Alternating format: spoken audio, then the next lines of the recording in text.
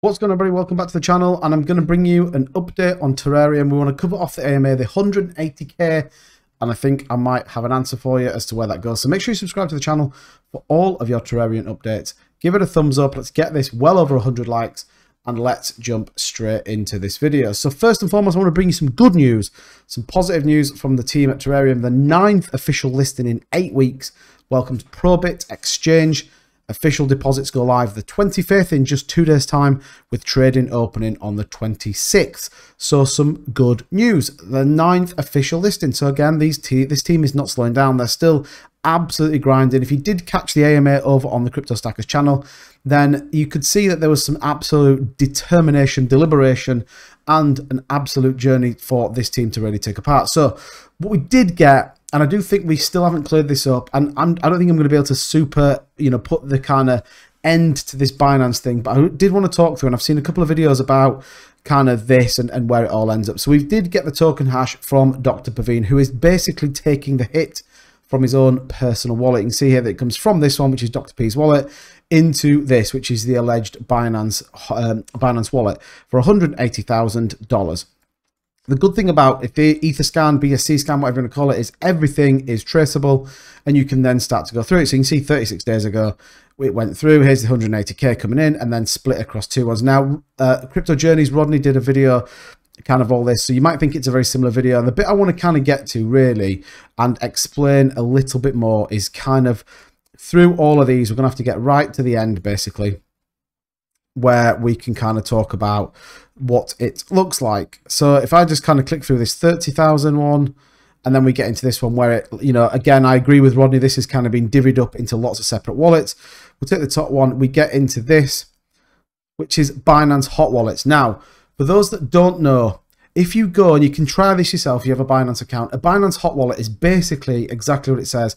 It's just your wallet or a user's wallet sat on the Binance platform, in which you can then use to move money into. The same applies to Coinbase or any of these big exchanges. It's basically just your wallet on the Binance smart chain. So you can go and check it yourself.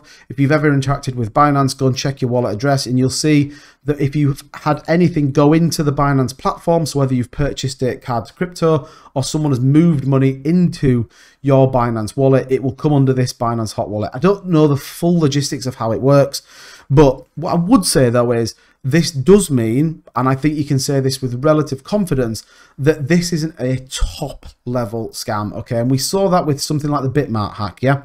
Where millions of dollars were taken, and yes, the money's not the same, but millions of dollars were taken, and big organized gangs, crypto, whatever you want to call them, that deliberately set out to completely take people's money, they go into something like Tornado Cash, or they exchange into Monero, something like that that's non-traceable. Even as this goes to interact with Binance, you have to have yourself KYC'd, basically. You have to provide documentation, you have to say you have to, give ID to use it. Now, here is the really interesting part, and if you caught a bit of the AMA, they do say that they are going to be seeking legal advice and legal actions. Now, here is, and this isn't proof or anything, I want to just throw this out there to you guys and what you think.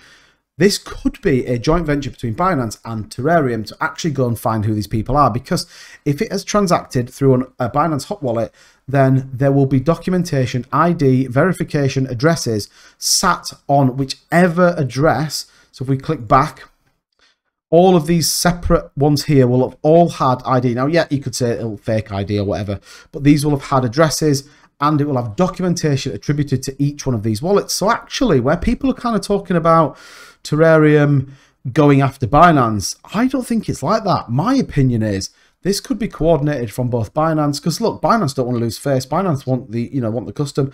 Equally, Terrarium should have never jumped the gun when they did announce what they did, but this is traceable. So I did want to bring that to you. Any hot wallet is the same for any user. So as an example, I've transacted on the Binance Smart Chain, therefore I've used my Binance Hot Wallet. And you can see that if you go and click on any token, the number or the address will change every time that you do it. So I wanted to clear that up, but I do think this could get really interesting. Everyone wants to move on from it.